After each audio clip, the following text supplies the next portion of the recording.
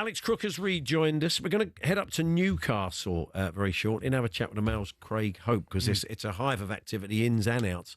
The Asula one is interesting.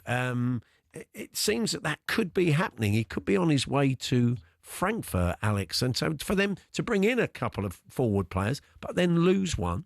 Well, I guess, again, it's the Newcastle hierarchy trying to balance the books in terms of PSR. That deal isn't done yet, no. I'm told. In fact, it may well be in the balance. One deal that has been in the balance since this morning looks to be reaching a positive conclusion now, and it involves Liverpool again. Obviously, have already broken the British record not once but twice this summer after confirming a £125 million fee with Newcastle for Alexander Isak last night. Marc Guéhi, agreement now between the two clubs, £35 million fee agreed. He will undergo a medical in London, and you wonder how Oliver Glasner, who's been so public, the Palace manager, about not wanting to lose the England international, is going to feel about that. But this is another big statement for Liverpool. And actually, I spoke to somebody closely connected to the club this morning, and they said to me it's almost like 2 or 3 transfer windows all rolled into one when you go right back to the start of the summer when they signed Florian Wirtz for a British record fee. Then they got Ekitike, prized him away from Newcastle. I thought Kirkes was brilliant yesterday against Arsenal. Good signing as well. And now Guéhi and Isak both arriving on deadline day. Oh, just give them the title now. Well, I'm sure you'll be chatting to Jim and Danny about this later on when you're back at 6:30, Alex. But Ekitike and Isak and the way they're going to work together, one going to be a backup, they're going to play up front together. How's it going to work? Well, I think they need options. They're going to play a lot of games. Obviously, the Champions League is an extended format, and I think they were disappointed by going out that competition early last season. But it's a really good question because Ekitike has already made himself a hero with the Liverpool fans. At the end of the game yesterday, they were singing his song and he was dancing along. But I guess they will argue you can't have enough good players, and they have lost players in the forward areas. Obviously, Jota in tragic circumstances, but they've sold Diaz. They sold Darwin Nunez. Nunez, I would argue that Ekitike is going to be an upgrade on Nunez. Definitely. And Isak is going to be an upgrade on Diaz. It is a formidable squad they've built, isn't it? Oh, yeah, it's incredible. Salah started the season quite quietly as well. Yeah, and had a poor game. They've got to fancy the Champions League, haven't they? Which is what they love. Yeah. For sure.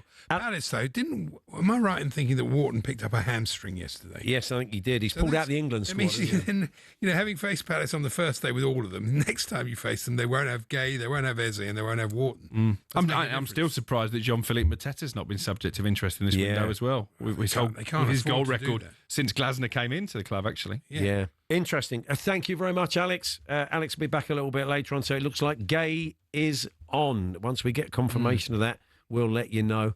And you can keep up to date with all the latest transfer news this deadline day on the live talkSPORT transfer blog on the talkSPORT website. It's hard to see beyond Liverpool winning it, really. It is, yeah. Again, they've not really been at their best yet either. No. You've seen glimpses of it, but with the quality and the depth of the squad, that's it. You say it's not about having a good 11. Maybe it's not about having a good 14. If you're going to really compete, you need 20 good players. You do, absolutely. Anyway, let's continue talking transfers now. A man that we spoke to an awful lot in the build-up to transfer deadline days, the Sun's transfer host of their fine podcasts. It's Will Pugh. Hello, Will. Gents, how are you? Yeah, we're not too bad. Thank you. It's all been a bit manic. You've been broadcasting, haven't you, for the Sun today on everything that's going on. It's lively. Absolutely. I'm 15 floors beneath you currently. But just didn't have the time to jump up in the lift and come and sit with you, sadly. But yeah, it's been pretty frantic, to be honest. This is one of those things, particularly the January windows. People get a little bit miffed sometimes if they're not quite as exciting as hoped. But today's looks like it's going to be an absolute all-timer. I've spent the last couple of hours, as it sounds like you have as well, talking quite a lot about Chelsea, which obviously I could see everything else going on all the screens around me. But certainly lots going on in West London at the moment, as well as everywhere else in the country. No takers at Alex Crook was telling us earlier on Ben Chilwell, Strasbourg. Talk about him going to Strasbourg. Moving, kind of a bit of shifting to another part of the business.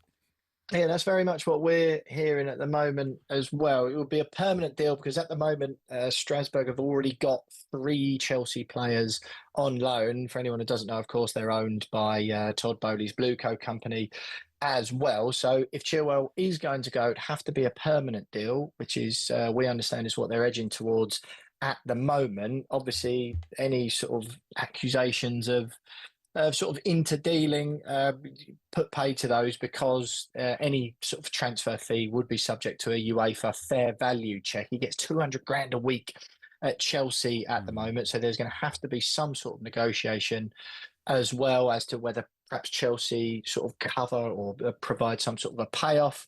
Because Strasbourg are obviously constrained by the same spending rules as everyone else. They're in Europe this season, so they're under the UEFA rules. So it may be that Chelsea have to pay off some of Chilwell's contract. He's got a year left on that at Chelsea in order, because Strasbourg will likely be paying him 60 or 70.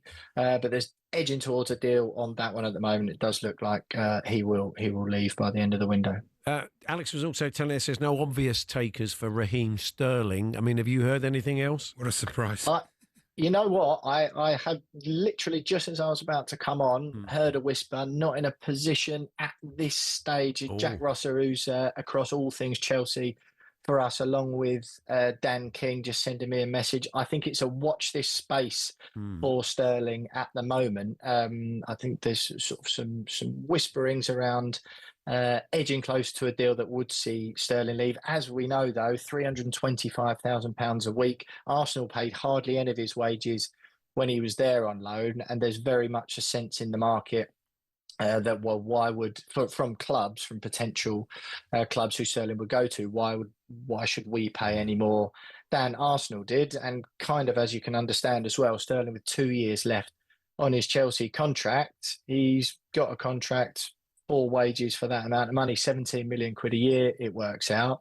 He's got absolutely no appetite whatsoever either to waive any of that money after he signed one with a club. So I think sort of in the best interest of all parties. It was a disaster. It was absolute disaster. How long was his contract when you signed him?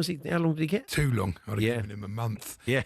Absolutely hopeless. Now, finally, your club, West Ham. I mean, you went big with Matheus Fernandes at the tail end of last week from Southampton. Just shy of 40 million quid. It's a bit quiet today, but they don't need anybody now. Well, apparently Graham Potter's got it sussed. Yeah, Graham's at the wheel. But it's probably good that it's been quiet at West Ham today, because that means Paquetá's staying. Well, yeah, quite. I mean, it would be quite something, wouldn't it, Paul, to after that display of world-level badge kissing to see Paquetá leave the club. Obviously, perhaps not overly interested in or not overly attracted by the Aston Villa project, given their start to the season. But I think there's suggestions that Emerson and Naif Aguerd may leave for Marseille.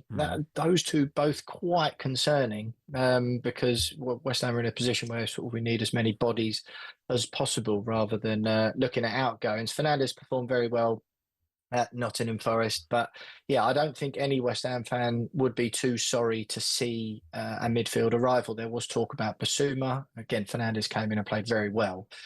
So whether the board would be a bit hesitant to do anything else on that, I'm not sure. But yeah, I think West Ham fans would rather see arrivals rather than departures. Paul Hawksbee and Andy Jacobs, Monday to Friday afternoons 1 till 4 on AM, on DAB, via the talkSPORT app and on your smart speaker.